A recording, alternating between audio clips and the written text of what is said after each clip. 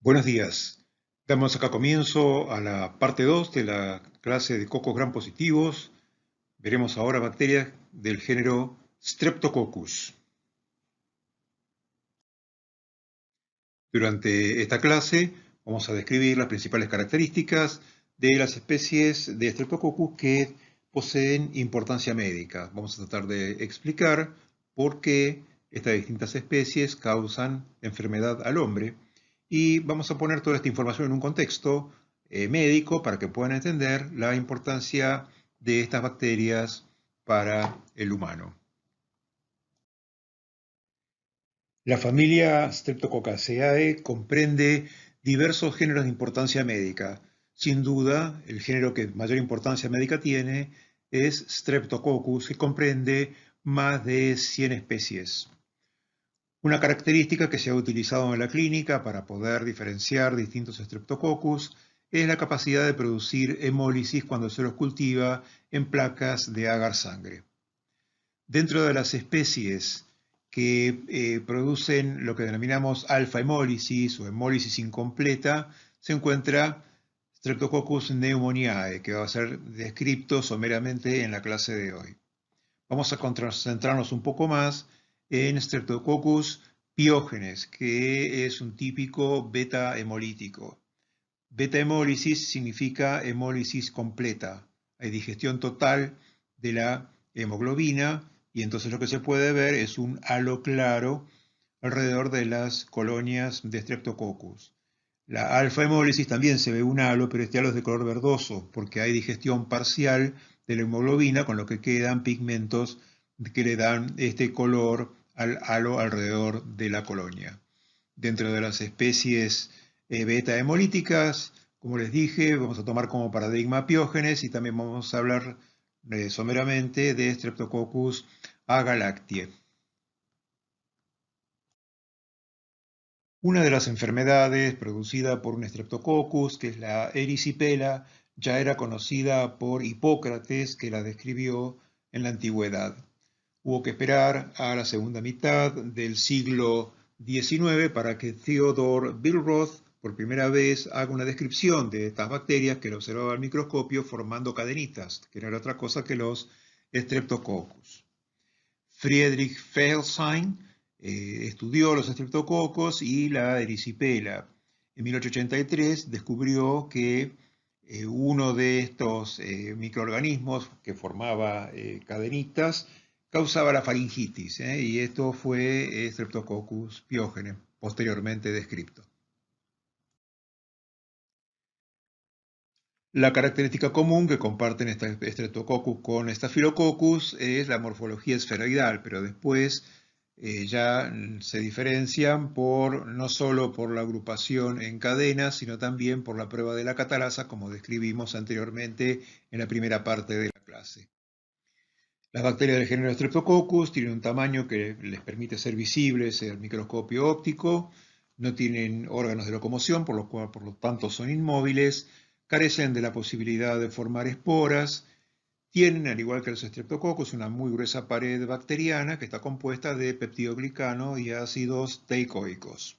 También contiene las envolturas de Streptococcus contienen proteínas. En el caso de los Streptococcus, la proteína más importante, más abundante, es la proteína M, y además hay otras proteínas con diversa funcionalidad.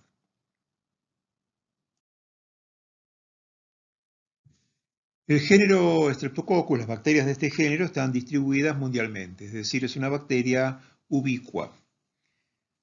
Hay diversas especies, como les dije antes, y algunos integran transitoriamente la microbiota humana del individuo normal.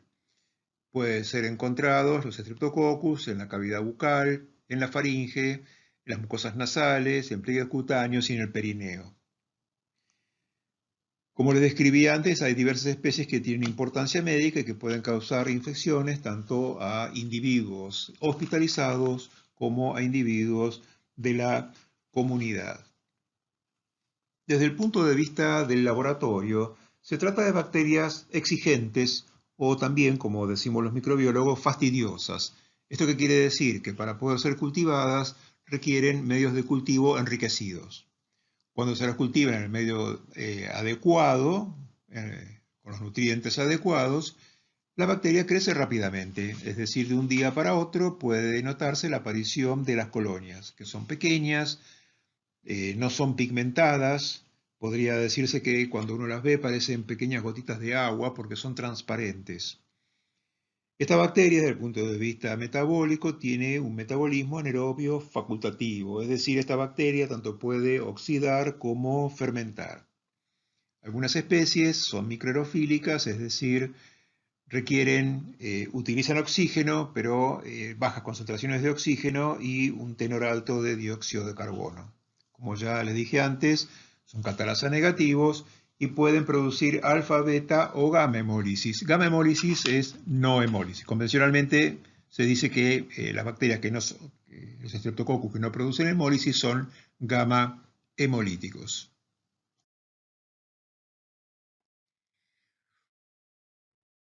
Rebecca Lancefield, una investigadora en la primera mitad del siglo XX, clasificó a las especies de importancia médica de acuerdo a la reacción que podía encontrar ella con anticuerpos de distintos carbohidratos que tenían capacidad antigénica de las envolturas. De esta manera, ella pudo definir diversos grupos, desde la A a la K y de la K a la B corta. En realidad, esta clasificación, con el advenimiento de los nuevos métodos de identificación semiautomatizados, ha perdido un poco de validez, les diría, de actualidad, ha quedado obsoleta. No obstante eso, en la práctica ustedes van a ver que todavía en la clínica se usa la clasificación del grupo de Lancefield para definir algunas especies. Por ejemplo, Streptococcus pyogenes es el típico Streptococcus, que es beta hemolítico y pertenece al grupo A. Es decir, cuando uno dice que se encuentra un Streptococcus beta hemolítico grupo A, esto es sinónimo de decir Streptococcus pyogenes. Por eso muchas veces van a ver que a los Streptococcus pyogenes los definen con el acrónimo EGA, Streptococcus del grupo A.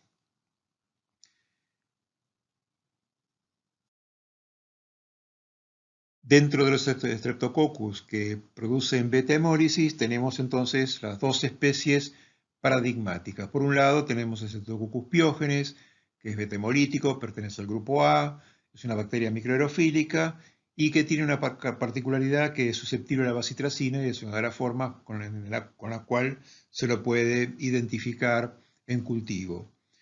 Por otro lado, Streptococcus agalactiae, de quien debemos diferenciar una de otra, también es beta-hemolítico, pero es del grupo de Lancefield B.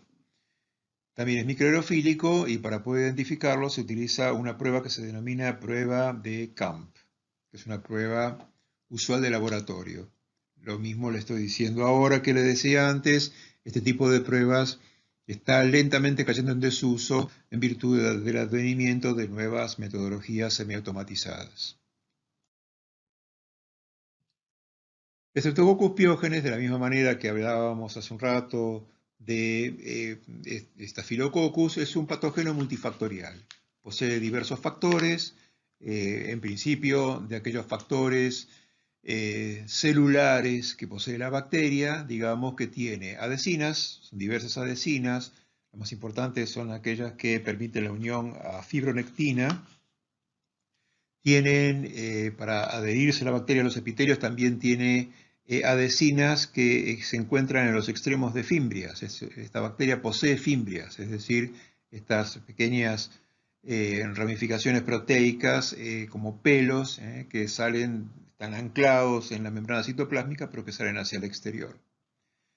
La bacteria tiene ácidos lipoteicoicos. Recuerden que los ácidos lipoteicoicos que integran las envolturas, básicamente la pared, tienen actividad, son funcionales, son reconocidos por los Toll-like receptors, el TLR2.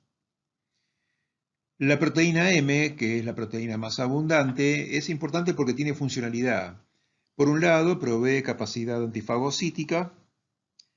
Por otro lado, provee adherencia también, porque se adhiere a diversos ligandos. Podría decirse que es un determinante de patogenicidad, porque se ha visto que aquellas cepas que carecen de proteína M no resultan patógenas para el hombre. Y una particularidad que tiene esta proteína M que participa en la evasión. ¿Y por qué participa en la evasión? Porque están sujetas a lo que se denomina variación antigénica.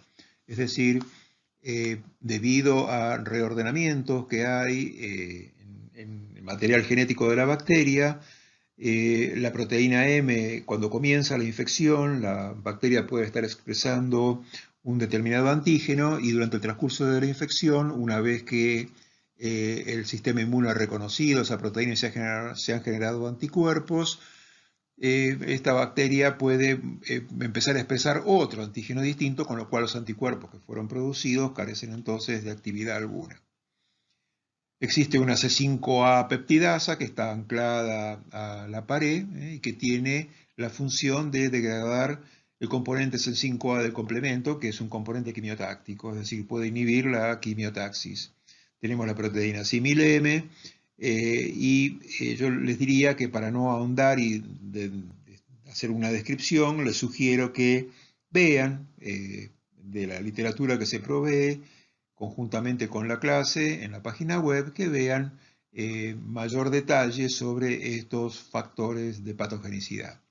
Debemos nombrar también que los Streptococcus y el Streptococcus pyogenes tienen una cápsula de ácido hialurónico que permite también la evasión del sistema inmune.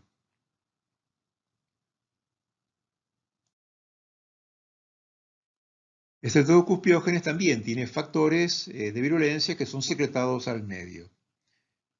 Tiene una serie de lisinas, como la streptolicina SO, la streptolicina S, básicamente, que en general son las que participan de la actividad hemolítica que tienen estos Streptococcus. Una particularidad es que la streptolicina O es antigénica, fuertemente antigénica, y durante las infecciones por Streptococcus pyogenes aparecen anticuerpos dirigidos contra la streptolicina O. Ya veremos en microbiología 2 que es algo que se puede utilizar para hacer un seguimiento de la evolución de una enfermedad causada por Streptococcus pyogenes, a ver si ha curado o no ha curado. La estreptoquinasa produce la lisis de coágulos de fibrina, lo que le permite el escape de este microorganismo del sitio primario de infección. Contiene una hialuronidasa que degrada ácido hialurónico, estreptodornasa que degrada DNA, diversas esterasas que actúan sobre distintos sustratos y otra cantidad de exoproductos que no tenemos tiempo en este momento de describir. Si vamos a describir que uno de los productos secretados por la bacteria son las exotoxinas pirogénicas estreptocóxicas. Básicamente se reconocen tres, la SPA, la SPC y la SPB.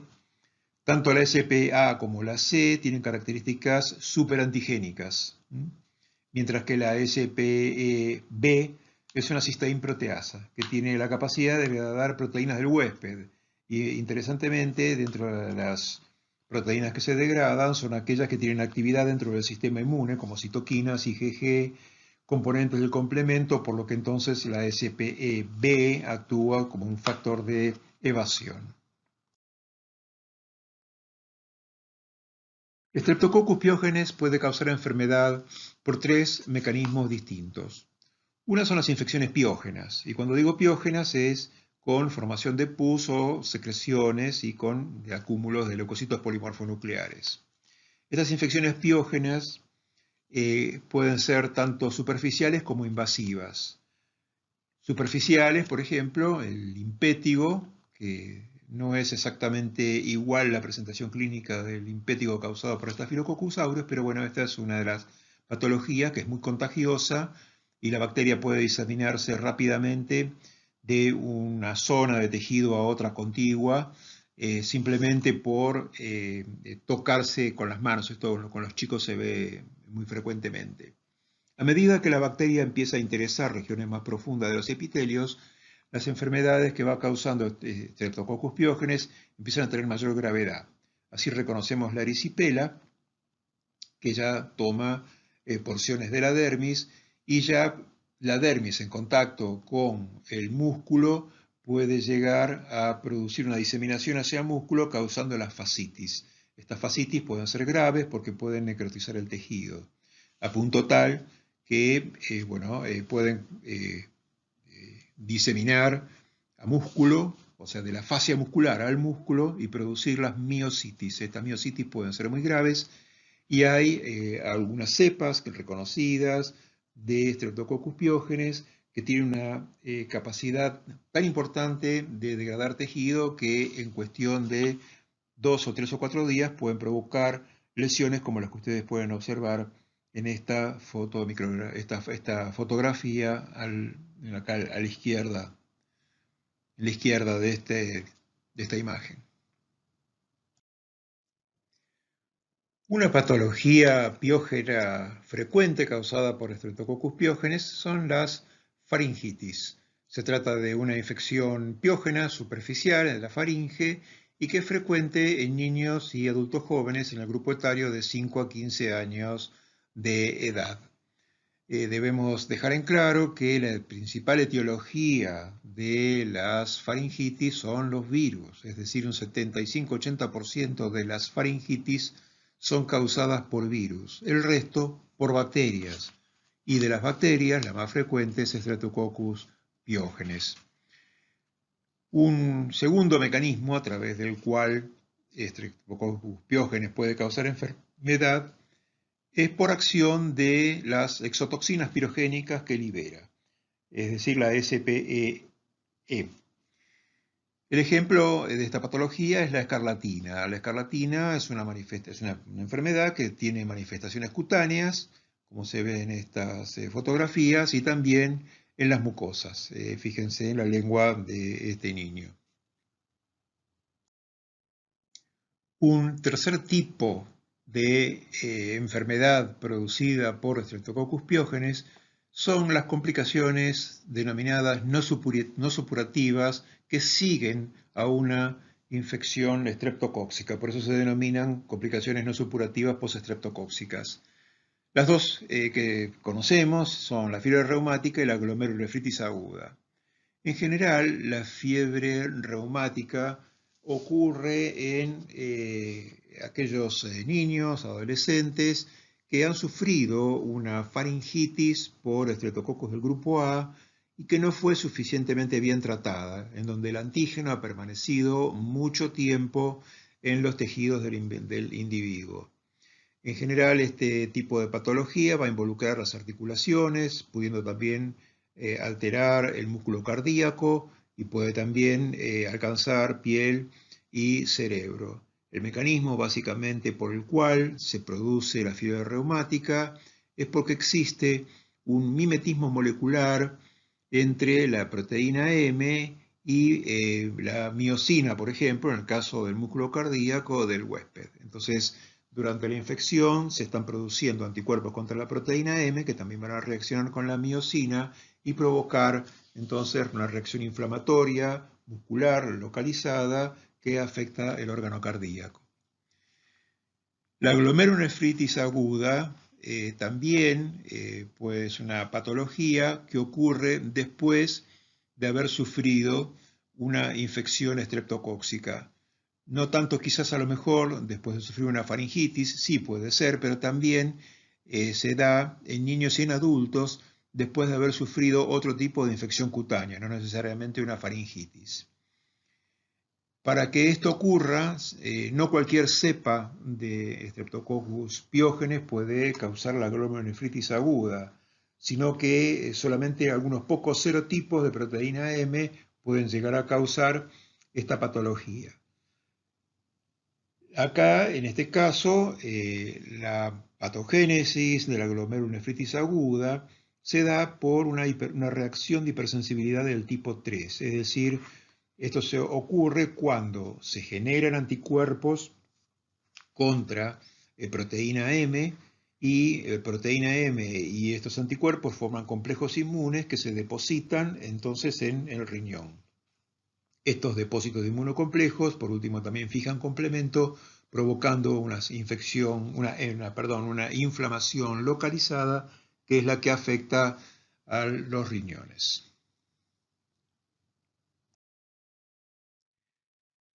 Además de las enfermedades, infecciones de piel y partes blandas, el Streptococcus pyogenes también causa otro tipo de patologías de órganos profundos, y dentro de estas podemos distinguir las infecciones piógenas como meningitis, neumonía, infecciones urinarias e infecciones respiratorias altas, básicamente afectando los senos, es decir, sinusitis, otitis medias, abscesos peritonsulares, abscesos retrofaringios, etc.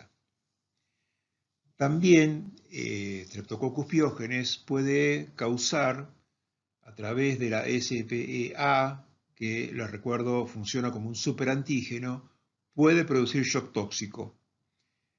Así como Staphylococcus aureus sabíamos que producía shock tóxico merced a la TSST1, en este caso el shock tóxico está producido por la SPEA, pero hay una diferencia. Mientras que en las infecciones por Staphylococcus aureus, a partir de una bacteria desarrollando en un sitio puntual, en ese caso el shock tóxico era producido por migración hacia la circulación de la TSST1, pero en este caso la acción de la SPEA no es tan severa y entonces requiere necesariamente que la bacteria esté en el torrente sanguíneo, es decir, tiene que estar Streptococcus pyogenes en el torrente sanguíneo y desde allí producir SPEA para que pueda observarse el shock tóxico.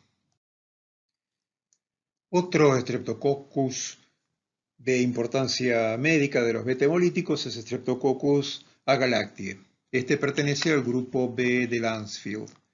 De la misma manera que los demás Streptococcus, es un patógeno multifactorial, aunque su repertorio de factores de virulencia es un tanto más reducido que el de Streptococcus pyogenes. Digamos que es un microorganismo que puede ser encontrado en la microbiota normal del hombre, básicamente del hombre y de la mujer, obviamente, básicamente en el intestino, y podemos discernir un número de factores de virulencia como aquellos que están asociados al soma bacteriano, y ahí tenemos peptidoglicano, ácido lipoteicoico, las distintas adhesinas que conforman parte de las envolturas, como así también la presencia de estructuras como los pili, que están fuertemente anclados a las envolturas, o fimbrias, que en su extremo distal poseen una adhesina.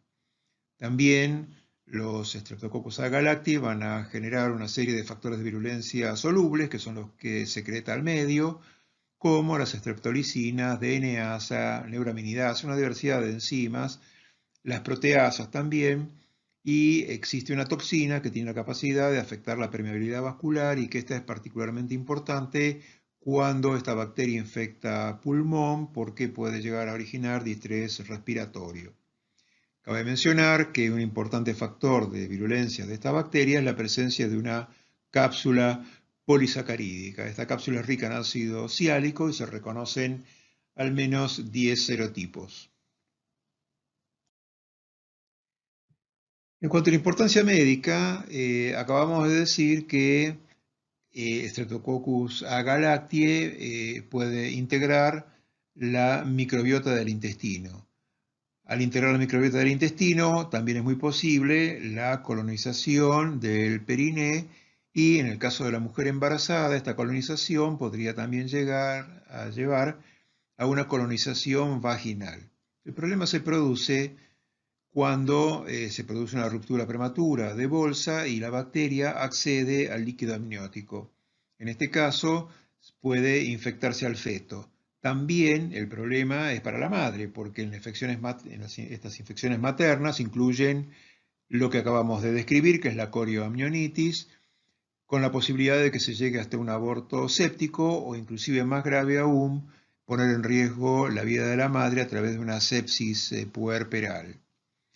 En el caso del niño, cuando el niño el feto, la bacteria va a ingresar entonces por la vía respiratoria, o sea, el chico está respirando líquido amniótico, va a ingresar a los pulmones, la bacteria se va a diseminar por la sangre y como es una bacteria capsulada, la bacteria tiene gran capacidad de evasión de la fagocitosis y puede alcanzar fácilmente el sistema nervioso central causando meningitis. Por eso no es de extrañar que el niño dentro de las primeras horas de vida puede empezar a presentar sintomatología y el chico puede sufrir entonces, el recién nacido, neumonía, sepsis o meningitis, que pueden ser bastante graves.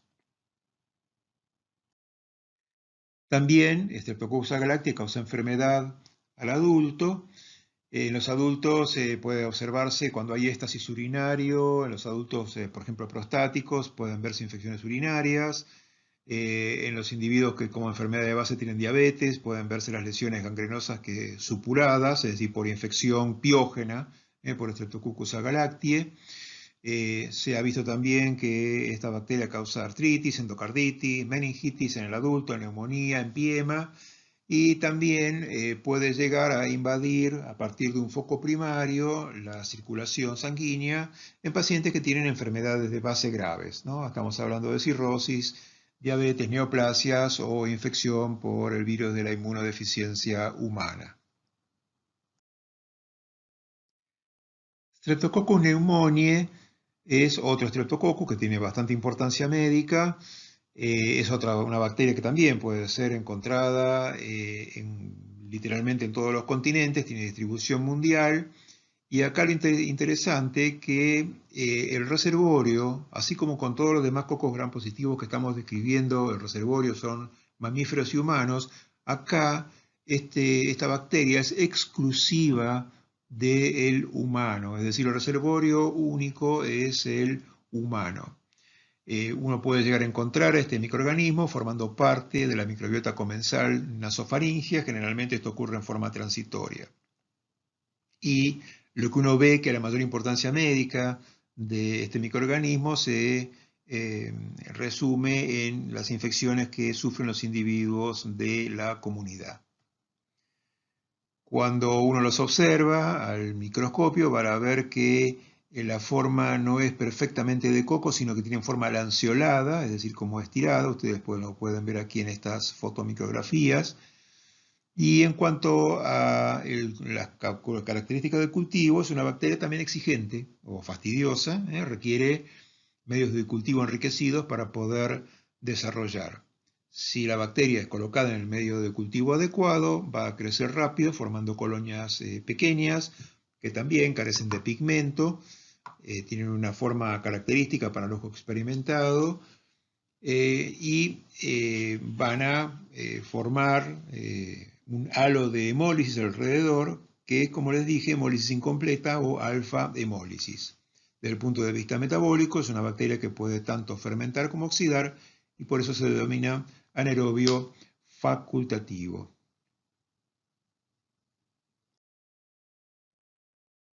Otra especie de Streptococcus de importancia médica es Pneumoniae. También se trata de un patógeno multifactorial y al igual que los demás Streptococcus, tiene factores somáticos de virulencia como el peptidoglicano, los ácidos teicoicos, ácidos lipoteicoicos. También existen proteínas que tienen capacidad de adhesina, que reconocen diferentes ligandos. Y también tenemos las proteínas que funcionan como adhesinas, que se encuentran en el extremo de los piliofimbrias. También tenemos la IgA proteasa y la neuraminidasa que están fuertemente asociadas al peptidoglicano. Esta bacteria también produce exoproductos que son liberados al medio y que actúan como factores de virulencia como autolisinas o la neumolicina.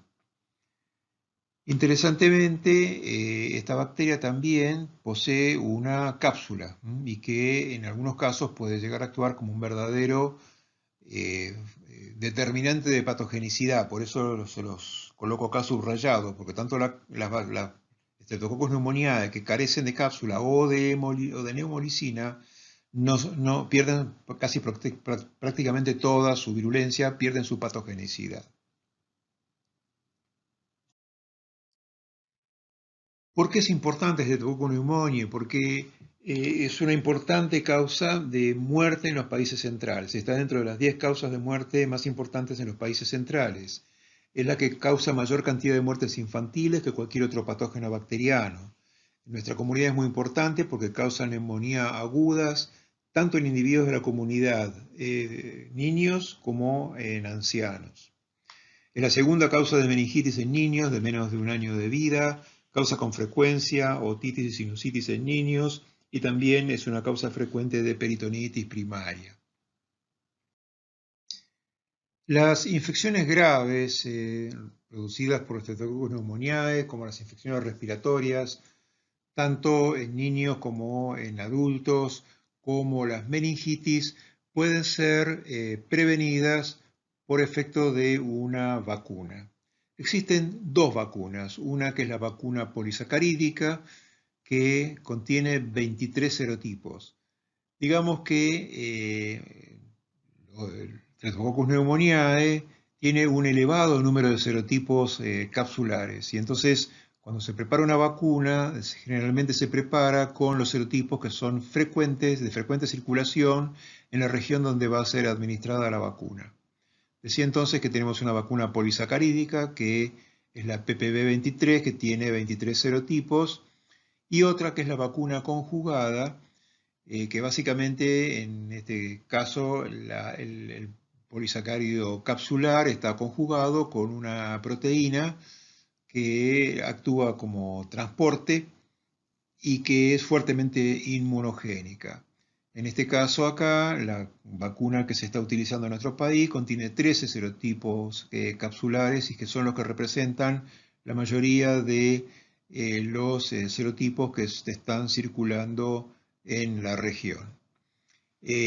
La aplicación de estas vacunas, básicamente la vacuna conjugada es la que se aplica a los niños y la vacuna polisacarídica es la que se aplica a los adultos. Vamos a ver en mayor detalle las estrategias de vacunación en microbiología 2, no es objeto de microbiología 1, pero sepan que existe la forma de prevenir las infecciones graves por Streptococcus pneumoniae.